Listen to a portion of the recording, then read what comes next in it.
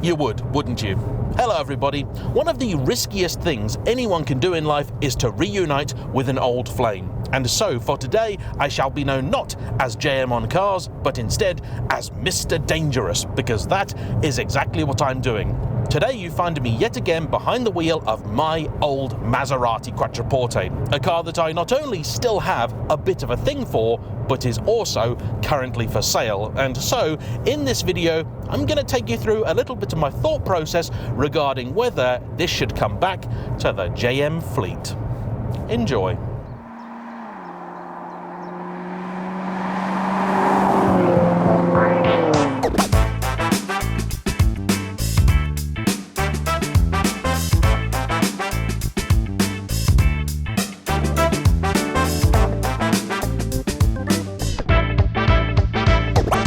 Today's video is intended to be really neither buyer's guide nor review, because I have done both of those before, and for most people that really is going to be all you need to know.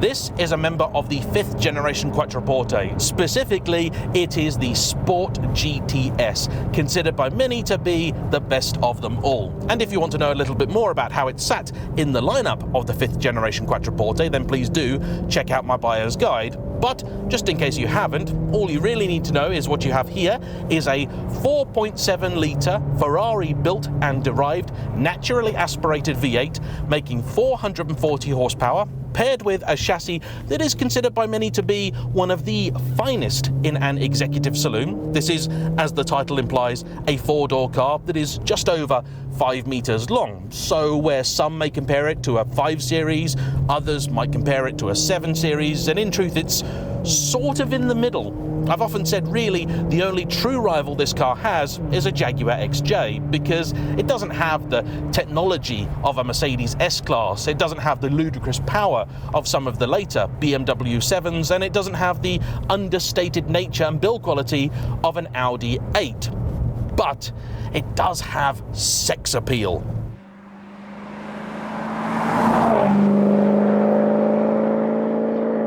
It has what I think many would agree is one of the greatest soundtracks of any car ever. And this is the standard exhaust. You get this particular one with the Sport GTS, as do you get fixed-rate Bilstein dampers that I've always preferred over the adaptive skyhook setup you get in the lower model Quattroporte S. Marvellous thing, this. Now, just in case you're not exactly familiar with what happened between me and this car, I picked it up about, I think, 3 years ago now. I was on the hunt for a sort of sensible-ish four-seater four-door, was considering a variety of different things and hadn't really even thought about a Maserati of, well, any description, because like everybody, all I knew about Maseratis was they would break your heart. And the fact was, I didn't really lust after any of them anyway. I didn't really understand the lineup, didn't really know what each model was, and a Quattroporte held absolutely zero appeal. And then a lovely chap called Navaz got in touch and said, would you like to drive my Quattroporte Sport GTS? So I did my research, found out what exactly it was, what it meant, why people liked it, and of course I said yes, because that's one of the best things about my job. I get to try the cars that otherwise I never would have.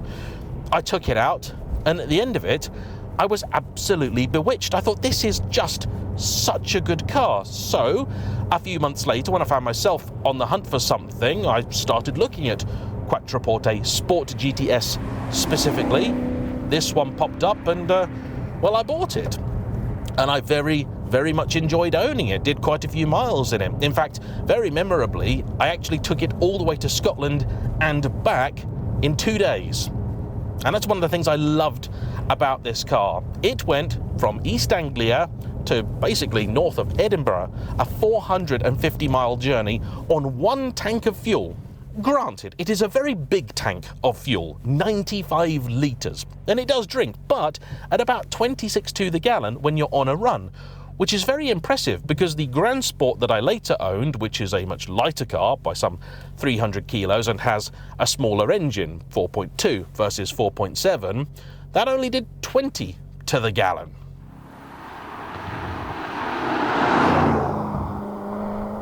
Don't know why or how, but anyway, that's one thing I like about this car, and it also did the journey in utter and total comfort. Went up there one day, came back the next. 900 miles in 2 days, and it was superb. And I also appreciated the fact that though it isn't riddled with gadgets and gizmos and things like, say, my old 7 Series, that does seem to make it a little more dependable.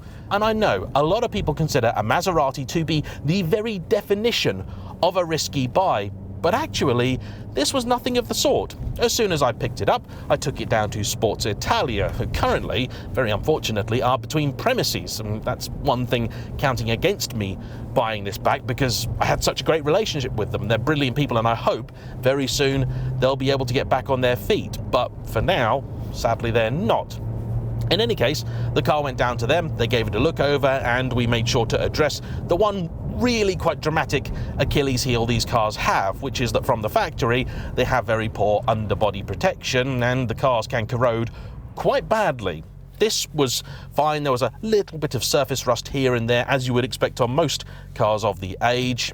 We protected it, sorted it, and other than a couple of hilarious days where it smelled quite unusual, and when I parked up, smoke would bellow out as the coating dried off, it was then fine. And subsequently I've been absolutely in no doubt whatsoever that if I were to buy another Quattroporte, it'd have to be this one. I think the problem that these cars suffered is because, like many a Maserati, they depreciated like nobody's business. They then spent a long time being ludicrously affordable. Every now and again I see an early one available for like $5,000, and those will be with the smaller 4.2 litre engine, which is a little bit down on torque, down on power. This is 440, those are about 400, so equivalent to an M5 of the day, but also heavier than an M5 of the day. And they also tend to come with the Duo Select gearbox, which is the Maserati name for the single clutch automated manual that Ferrari called F1 and is essentially the same system. I've actually not ever driven an early Quattroporte, so if somebody does have one and think it doesn't deserve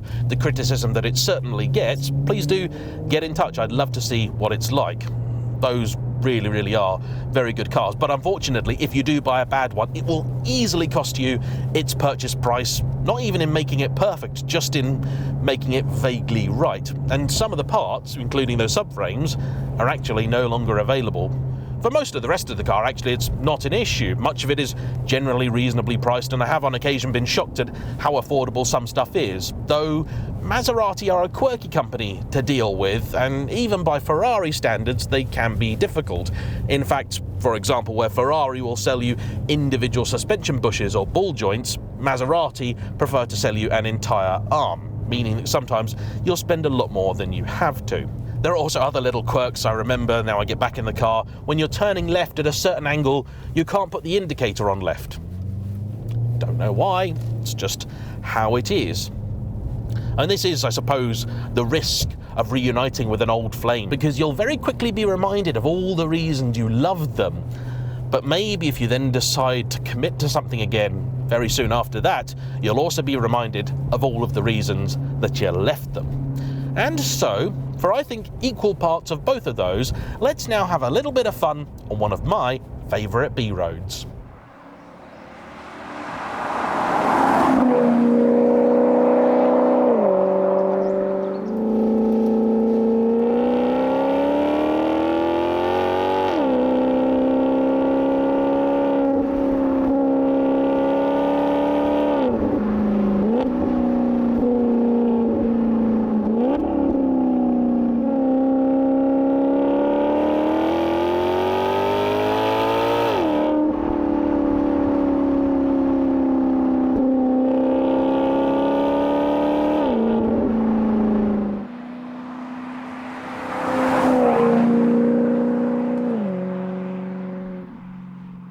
In so many ways, the simple notion that you can really have fun on a road like this, in a car like this, is what makes the Quattroporte so special. You go and read any review of this car and I guarantee you it'll get a score of 3 out of 5, 6 out of 10, maybe 7 if the reviewer was feeling generous. And the truth is, this is not a 3 out of 5 car. What it is a 2 out of 5 car and a 5 out of 5 car in one. Everything it does is either frustrating, annoying, and really not good enough, or sublime, brilliant, and just ludicrously special considering what it is. And in that latter category, you will find the way that it drives. Yes, it's 2 tons. Yes, it's 5 meters long. Yes, it has a stupendous 3-meter long wheelbase. But it is an absolute joy on roads like this. Now, truth be told, it's never, of course, going to handle like a sports car. Even the Gran Turismo doesn't, which is built on effectively this platform. However, it does talk to you, it does engage with you, and you can play it like a musical instrument. 60 has never felt so good. The suspension really works. The steering is beautiful, light as it should be in an executive car, but still with feel. At lower speeds it's a little too heavily assisted for my tastes, but when you do begin to pile on the RPM and the speed, it wakens up, becomes a lot more interactive, and then you kind of forget what it is that you're in. The first time I got back in this car, having not driven it for probably about 6 or 7 months, you feel a little bit odd, it feels weird, you feel like you're perched probably about 4 inches too high. But then you remember the bonnet line is impossibly low, that engine is really far back, pushed down in the chassis as much as it can be, as is the Italian and sports car tradition. And though, say, a Giulia Quattrofoglio would absolutely show this a clean pair of heels, this is still fun, and at much lower speed. More importantly for me though, when you've had your fun, you turn sport mode off, you put it back into drive, you can just bimble along nicely, still get a little bit of that V8 soundtrack, it's always there, never goes away, and it works better. The Quattrofoglio, despite the fact it has adaptive dampers, where this doesn't, is just a fidgety so-and-so. It's never quite happy, never satisfied, and it means you often find yourself frustrated with it. I certainly did. I also really appreciate the beautiful cabin. Sure, it's got a few too many buttons that are a little bit old hat now, pieces nicked from a Peugeot, but it does feel somewhat cohesive. There's some beautiful shapes in here. I really appreciate the materials too. You have Alcantara, which, though I know not my favourite material, you don't have to touch, so that's fine. Loads of leather, and even acres of this stuff that looks a lot like carbon fibre, but Maserati call Titantex. This one even has the optional Titantex wheel, which I wasn't sure how I was going to get on with that when I first saw the car, but actually I love it. Reminds me of old wooden steering wheels.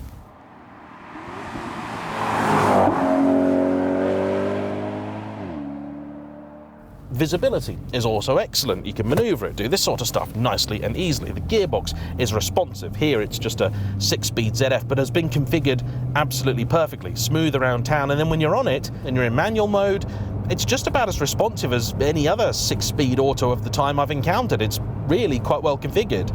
Many cars like this, I try them in manual mode and then say you should give up, forget it, it's no fun. This, no, you definitely should. Use these enormous paddles. It's a lovely thing, really, really lovely. Now, I mentioned earlier that V8 noise is kind of always there, and I'm presently harbouring a suspicion that the valves in the exhaust might have jammed themselves open, because at lower RPM it does sound just as noisy with sport mode on or off. This is a common thing. And of course, this is another reason that maybe I shouldn't revisit the Maserati, because though I would have absolutely no doubt it would get me anywhere I want to go, there will be a few things along the way that might need tending to. Case in point, I borrowed this car the other day because another YouTuber, a lovely chap called Tom from Project 40 Cars, came down and wanted to look at it and do some filming with it. So the current owner, Dave, kindly agreed. We were looking over it, opened the bonnet, and then couldn't shut it. Spent about an hour dismantling things, and I think we've worked out that either I just wasn't being forceful enough with shutting it, or more likely it does need just a little bit of realignment. Something is not quite right. The parking sensors, likewise. When I had the car, they always worked absolutely fine, but now you got a 50-50 chance they either will or won't work. And when they decide they won't work, they just won't work at all. They don't even try. Handily, I did have a reversing camera fitted to the car, along with a hidden Android Auto and Apple CarPlay system that does still work. In fact, is even still paired to my phone, and that's very nice. Makes it a very, very usable thing. It's also nice and narrow, meaning that on these roads where something like the F12 or say a Ferrari FF or 612 would feel a little bit daunting, it's fine, it's perfectly at home.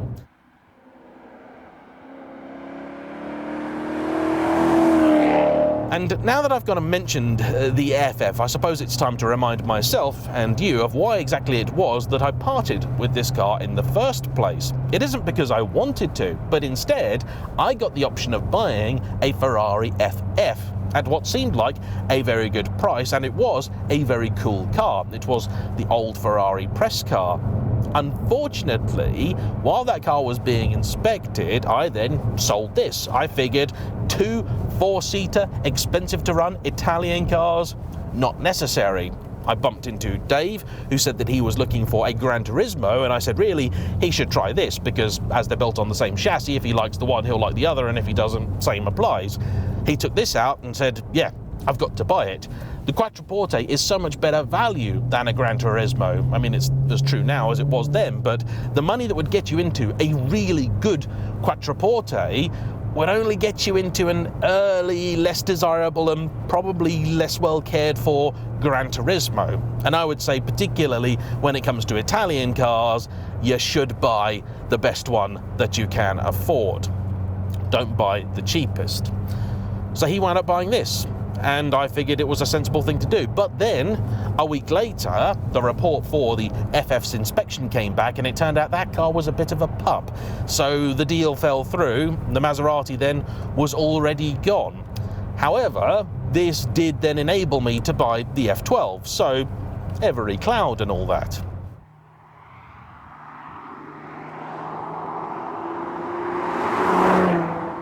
The interior certainly isn't as creaky or rattly as I remember it being, and I'm always impressed with this suspension. Though you know it's a sporty Bilstein passive setup, it has been well set up, and it just works. And yes, around town it's a little bit fidgety, not quite as cosseting as you might expect from this type of car. When you're on the road, it's marvellous.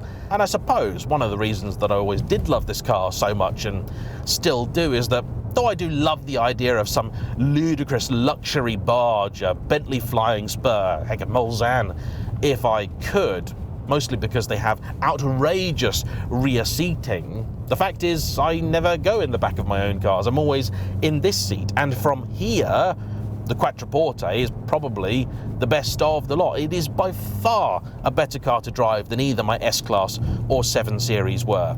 Though it is heavier than the S-Class, it was about 300 kilos lighter than the 7 Series, which had the same amount of power. So, by that metric, it's actually not so bad, because it also doesn't have quite as much tech in. There's not so much to go wrong, and instead they just got the fundamental driving mechanics absolutely right.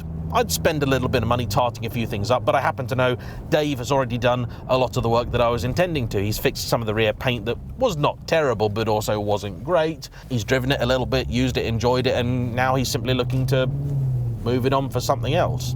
I like the fact it's still got a sunroof in it. I like it. I just like it a lot. But I like a bit of variety on the driveway.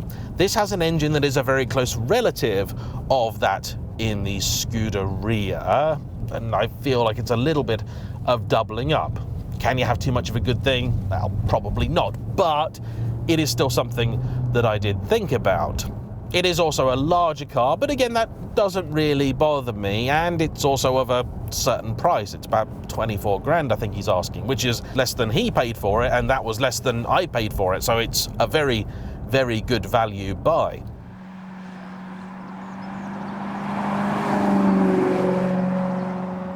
The biggest gripe I actually ever had with it was these seats. They look pretty enough and all that, but they are useless. They're comfy and on long journeys and everything, they're fine, but if you want to have a little bit of fun, which you do in this car all the time, you just fall out of the things. I always had a theory that maybe I could put some Ferrari seats in, because I thought they might just fit, or electronically fit anyway, being from essentially the same company at that period. Be very expensive though, and you'd have to retrim them so they didn't look daft, and yeah, I don't know, but that would be something I'd want to sort. It's just a weakness of the car.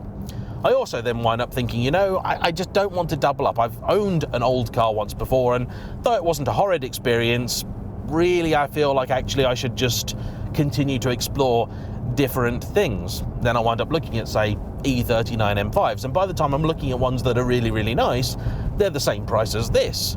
And then I go, well, why would I buy one of those when you could have a Maserati Quattroporte for the same money? Then I start thinking about E60 M5s because, well, why wouldn't you? And then I remember that Chris Harris has got one, and I'm sure another YouTuber has got one as well. Although Mr. Harris might not like me calling him a YouTuber, but you know what I mean. And I just watched his video on that, and oh, that's a lovely, lovely car that he's got. That's very nice. He's of good taste.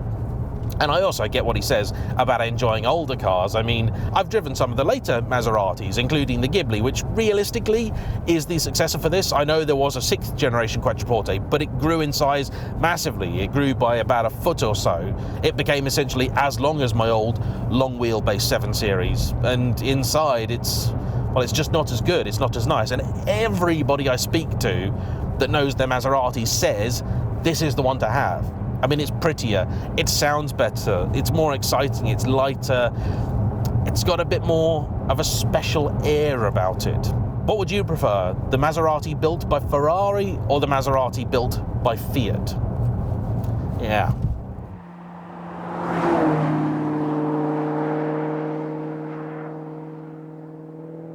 I tell you something though, from where I'm sat right now, I've had this car on the driveway a few days, I can think of a lot more reasons why I should than why I shouldn't. So maybe you can help me out. Hop in the comment section and give me a few more reasons why I shouldn't. And even better than that, give me a few alternatives. With a budget of £25,000, what sort of 4-seater, 4-door car would you buy? Fuel economy is not a concern. Reliability, well, let's just pretend that that's not, shall we? Because I always say I'd like a reliable car, but in this sector, it's hard to get one. What do you think I should get? A Lexus LS? Another S-Class? A later 7 Series? Should I go crazy and get a bargain Bentley? Maybe a Phaeton? Who knows? Please, pop your answer in the comment section down below. Don't forget to hit the like button and subscribe if you haven't already, and I'll see you for the next one. Bye-bye.